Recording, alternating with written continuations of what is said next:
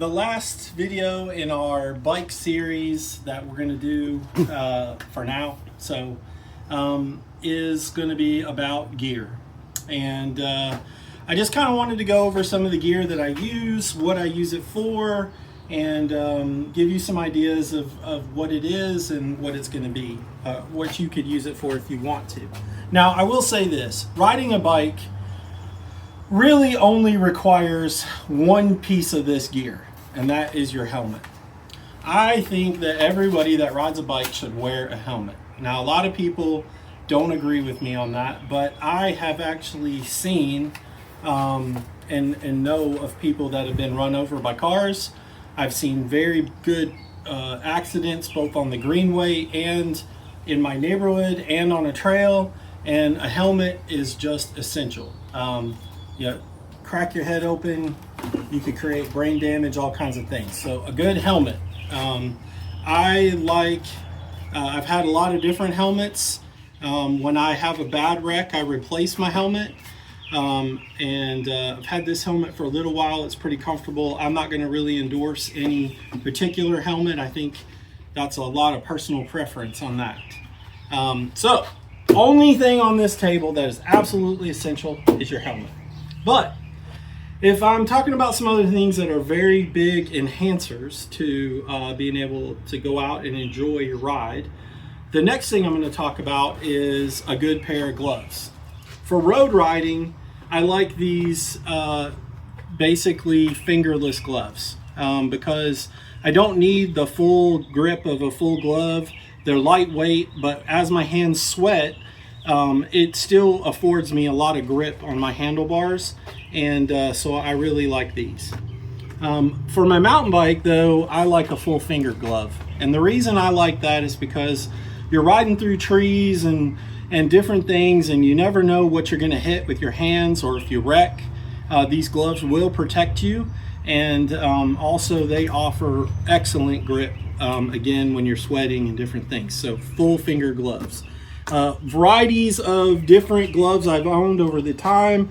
These Endura gloves have been great, but I've had Fox and a bunch of different kinds, and they've all been pretty good. The next thing that I really like is a good pair of bike socks. And I like bike socks for two reasons. Number one, they're made to breathe.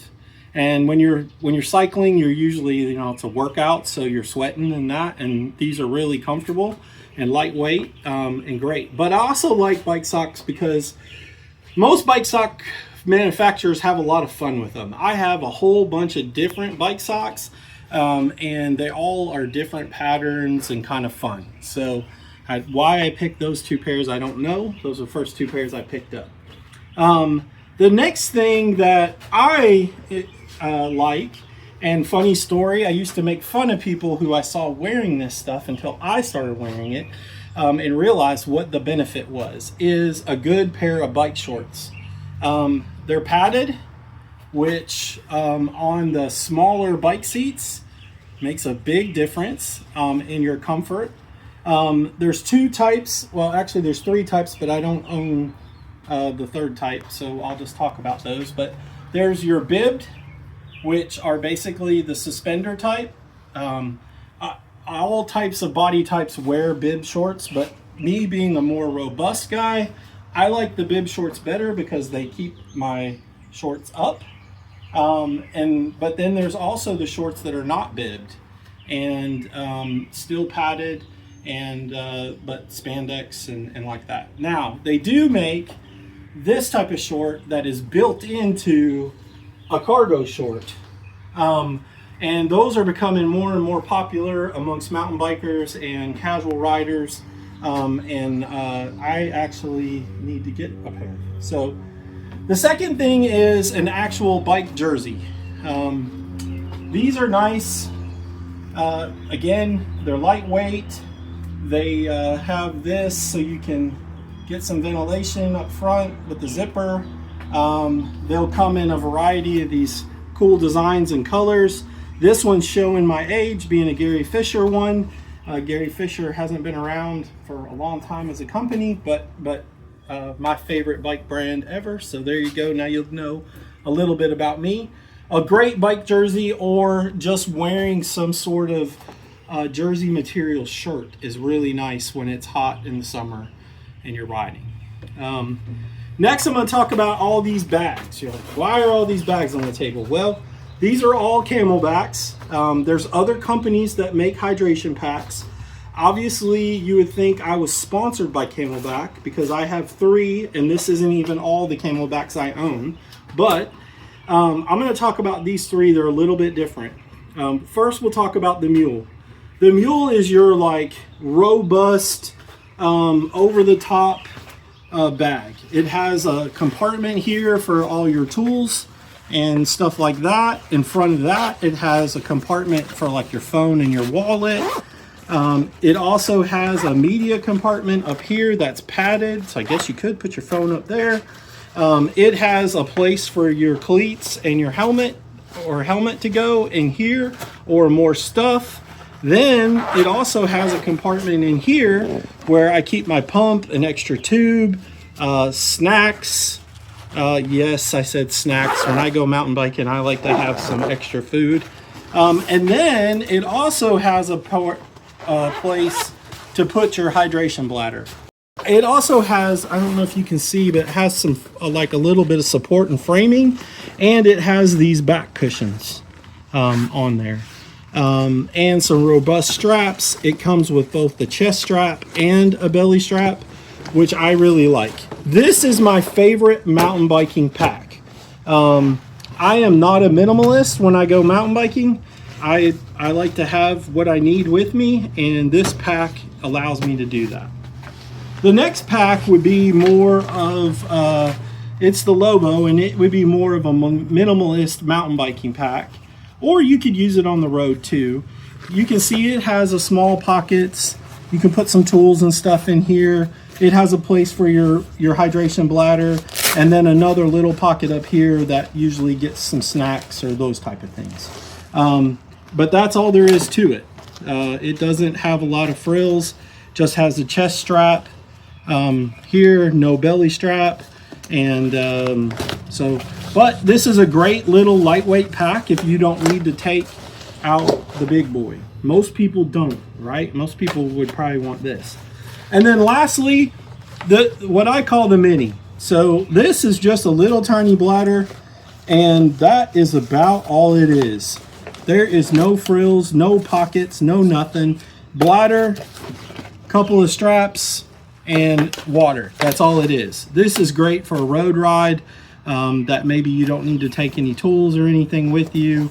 I take that back. It does have a small pocket here that you could throw like your, a small multi-tool and your wallet and phone in.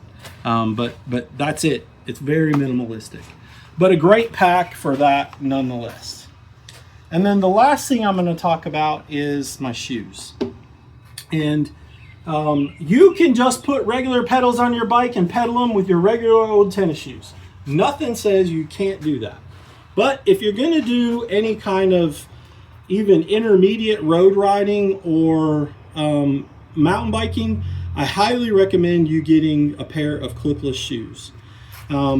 We'll start with my mountain bike ones. So these are, you can see they're more of like a hiking type shoe with tread and stuff. They have what you call an SPD cleat on them. There's a bunch of different kinds of cleats, but SPDs are probably the most common. And I'm going to show you the pedals that these go with, which is this. Now I like this full cage pedal because it's easier to get into, but this is an SPD pedal, and I'll show you how you basically put your foot on here and then it clips into the pedal. I don't know if I can get this to do this without being on my foot, but anyways, it clips into the pedal, and then now you're locked to the pedal.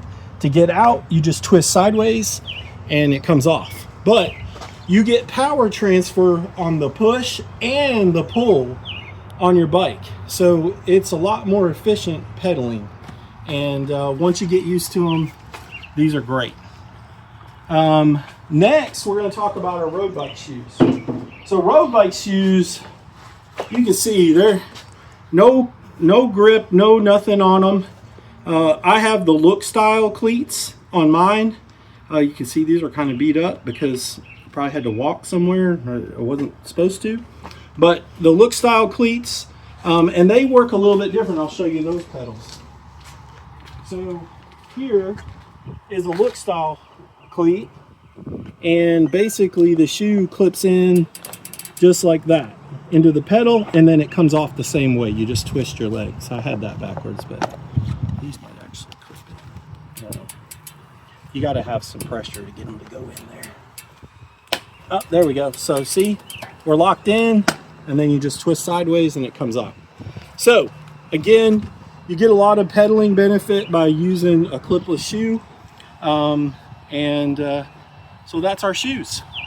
So that's just a little bit of the gear that I use when I go out riding. And again, not all that's totally necessary, but if you're looking to up your game a little bit, those are some items that you might look at purchasing. The last thing I want to say is if you're watching this and you're looking to get into cycling, I would highly recommend purchasing a bike from your local bike shop. The reason I encourage that is these bikes are much higher quality. You will have a lot less maintenance and a lot more enjoyable. You'll have them for a lot longer of a time. And your local bike shop almost always is going to be amazing people, and they will help you with your bike and get your bike set up. If you've watched this whole series and you're like, I don't want to do all that maintenance, well, that's another reason to go to your local bike shop. They will do all that maintenance for you. So I hope you enjoyed this, and you have a wonderful summer, and thanks for joining.